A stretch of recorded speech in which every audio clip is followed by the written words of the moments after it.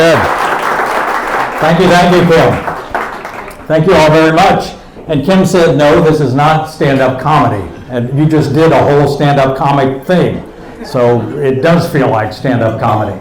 But it really is a great pleasure for me and my wife Cindy to be out of the house tonight. We're empty nesters now. This could very well be the social event of the year for us.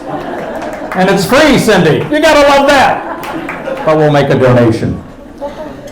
So Kim, the idea is once we start, the camera out here edits each one of our performances, and that's what goes online. So this part right now may or may not make the editing floor, right?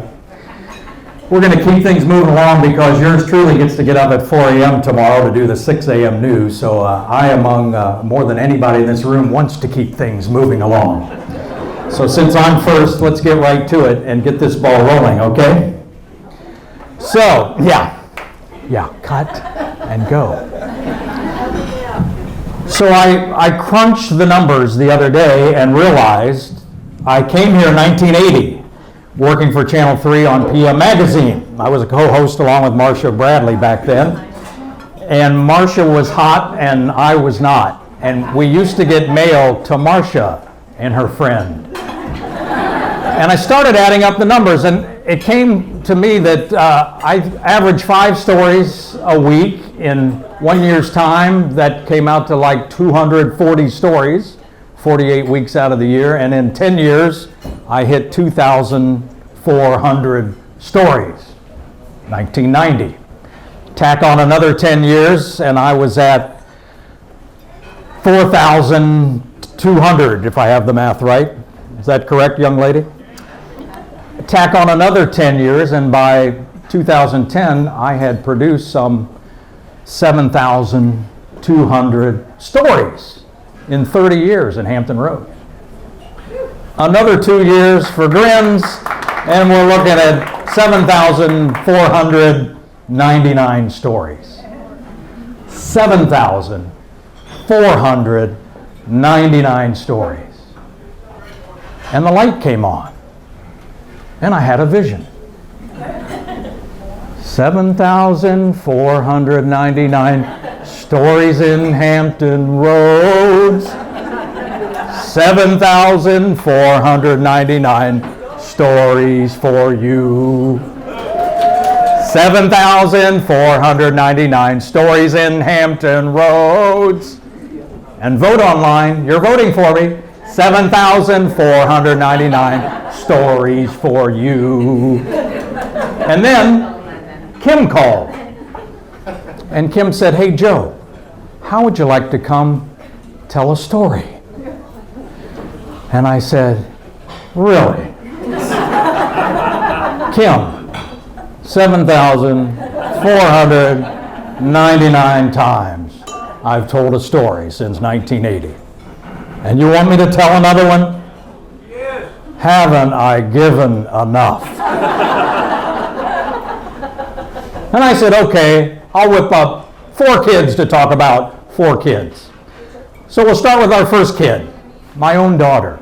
This date, January 19th, 1987, our daughter Allison was born, our first child. Well, Cindy will recall this, as she was pregnant, I had this idea that wouldn't it be kind of cool to create a little mantra and talk to Allison in the womb with my Adam's apple. And I would rest it on Cindy's stomach like this and say, do you know who I am? I'm your daddy. Do you know who I am? I'm your daddy. Over and over and over till Cindy was over it.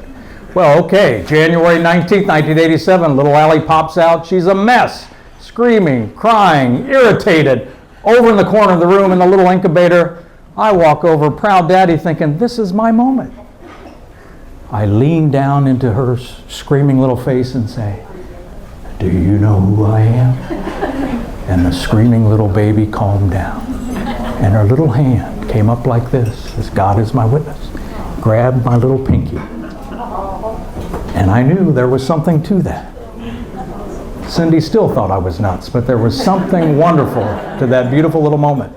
Baby number 2, Speedy Gonzalez. Patrick was born October 23rd, 1989. We barely got to the hospital in time before the baby was delivered. I'm in the other room looking for some scrubs to put on, pants out to here and shirts way too big. I hear the nurse talking to Cindy, and she used that dreaded word, well, does it feel like you have to push? And Cindy says, yeah. I nearly ran out in my underwear to watch my son be born. And the doctor said that was the first delivery he ever did without gloves on. That if you watch football tomorrow and you see the slow motion of those guys, leaping to catch the ball, that's sort of the way the doctor caught our little Patrick. And he was speedy his whole life. As co-captain of the first colonial soccer team, he was a quick little guy. Baby number 3, Adrian, November 9th, 1993. Adi was born taking a nap. The most beautiful little face I had ever seen. The doctor said, you're one of the lucky ones. She's sleeping. Oh my God. We were a little worried about her name. Adrian had been through a few years of the Rocky films. And the image of Sylvester Stallone and Adrian! So wouldn't you know it, they hand little Adi, which we called her, to me. I take her down the hallway to get weighed, hand her to the nurse, and the nurse says, what's her name? And I said, Adrian. And the nurse says, yo! Adrian! Great. Okay, 3 kids, my 4th kid, I just met today. His name is Sergio, 10 years old. Sergio Smith, unlike my 3 children, has spent time on the streets. We got to Sergio's transitional housing, thanks to his guardian angel ForKids. Little Sergio, talking to us in the bedroom, was so excited to say, I am so happy now to have my own bedroom, sleep in this bunk bed with my 2 sisters. This is fantastic. His mother told us the story of Compostela, the nights that they were homeless, outside of a house her friend used to live in, vacant, couldn't get in the house. They simply tried to find a place around that house to spend the night.